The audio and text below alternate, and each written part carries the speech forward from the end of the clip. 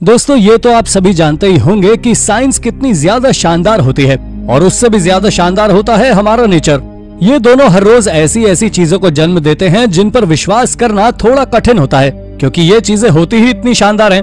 तो चलिए, क्योंकि हमारी इस वीडियो में हम आपको नेचर और साइंस के द्वारा बनाई गई कुछ इनक्रेडिबल थिंग्स के बारे में बताने वाले हैं, जिन्हें देखने के बाद आप अपनी आंखों पर विश्वास ही नहीं करेंगे। तो चलिए शुरू करते हैं इस वीडियो को।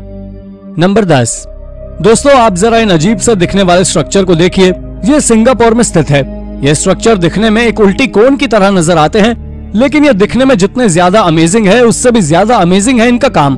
दरअसल ये एक वाटर प्यूरिफायर है जो सिंगापुर में हर दिन 90 करोड़ लीटर खराब पानी को साफ करता है और इसे पीने लायक पानी में बदलता है।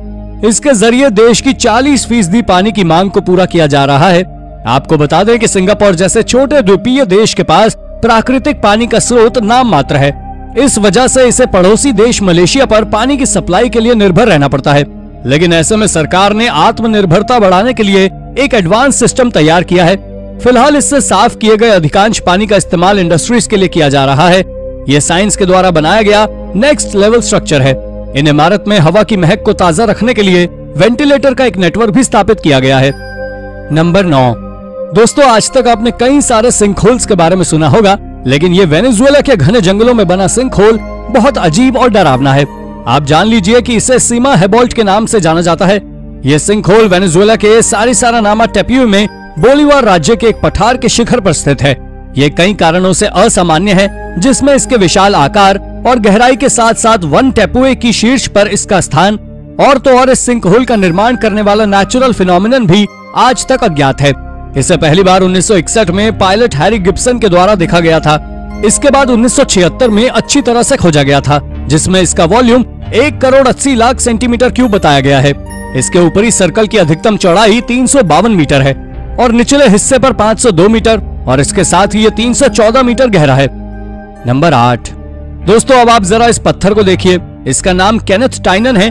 मुझे पता है इसे देखने के बाद आपको यही लग रहा होगा कि इसे एक महान आर्टिस्ट ने बनाया है। तो क्या आप उस आर्टिस्ट का नाम जानना चाहेंगे?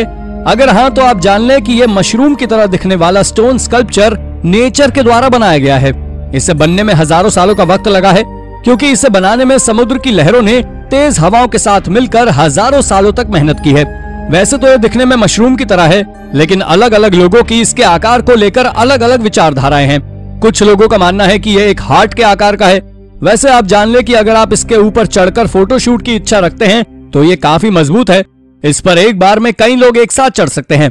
ये नेचर के द्वारा तैयार किया गया अब तक का सबसे बेस्ट स्कल्पचर में से एक है। नंबर 7। दोस्तों केव पर्ल देखने में बहुत ज्यादा आकर्षक होते हैं। ये देखने में काफी चमकदार होते हैं। आपको बता दें कि ये केव पर्ल चूना पत्थर की गुफाओं में पाए जाने वाले एक छोटे से पत्थर होते हैं। ये आमतौर पर गोलाकार होते हैं, जिसका निर्माण गुफा के अंदर होता है।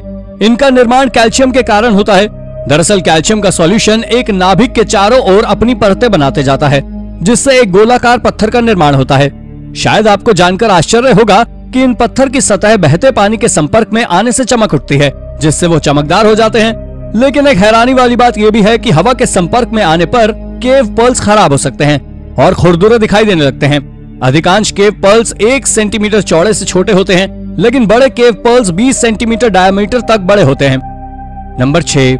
अब तक कई गुफाओं के रहस्य सुलझे हैं, लेकिन केदारेश्वर केव का रहस्य आज तक कोई सुलझा नहीं पाया है। ये गुफाएं अहमदनगर डिस्ट्रिक्ट में हैं। इस खूबसूरत गुफा में बर्फ के ठंडे पानी के बीच में 5 फीट लंबा शिवलिंग विराजमान है। ये पानी आम आदमी के कमर तक ऊंचा है और पानी की ठंडी प्रकृति के कारण शिवलिंग तक पहुंचना काफी मुश्किल है।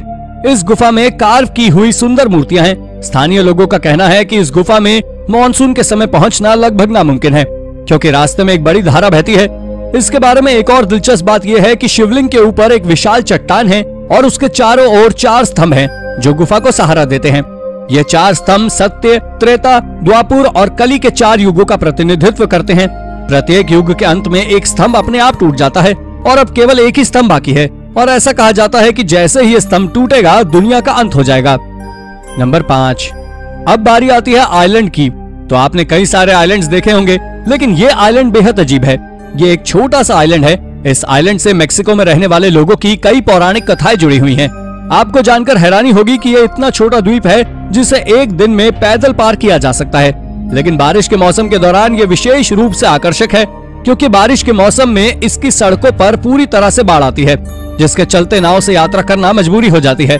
इस द्वीप पर कोई भी कार नहीं है। इसके इन सभी कारणों के चलते इसे मैक्सिकन वेनिस के नाम से भी जाना जाता है। मैक्सिको में अब तक 122 प्यूएब्लोस मैजिकोस हैं, जिन्हें मैक्सिको के पर्यटन मंत्रालय द्वारा निर्मित किया गया है। कहा जाता है कि इसे एज़टेक साम्राज्य के द्वारा 1325 में निर्मित किया गया था, लेकिन हालांकि अब तक इस बात का कोई सबूत नहीं मिला है। नंबर 4, बॉय प्रिजन ट्री आज से करीब 1500 साल पुराना है, जिसमें एक बड़ा खोखला मौजूद है। इसे 1890 के दशक में लॉकअप के लिए इस्तेमाल किया गया था।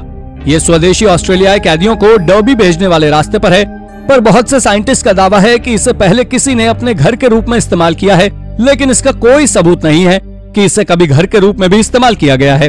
आपको ये थोड़ा अजीब लगेगा कि न्यूजीलैंड में पश्चिमी किम्बले की भाषाओं में बोआब के पेड़ों को लॉगोडिया यानी कि वर्तनी लारगड़ी कहा जाता है, और इसका काफी पौराणिक महत्व है। प्राचीन पेड़ों को अक्सर विशिष्ट व्यक्तित्व वाले पोषित व्यक्ति के रूप में माना जाता है। यह दुनिया की सबसे अद्भुत चीजों में से एक है। नंबर 3, दोस्तों आज दुनिया में कई सारी ऐसी जगहें हैं जो पूरी दुनिया की अटेंशन अपनी ओर आकर्षित करते हैं, और उन्हीं जगहों में से एक है इलेक्ट्रिक लेडीलैंड। ये फ्लोरोसेंट मटेरियल के द्वारा बनाया गया पूरी दुनिया में केवल एकमात्र फ्लोरोसेंट आर्ट म्यूजियम है। इसके अंदर कई किस्म के अलग अलग फ्लोरोसेंट मटेरियल का इस्तेमाल किया गया है, जो अल्ट्रा वायलेट लाइट पर अलग अलग तरह से रिएक्ट करते हैं।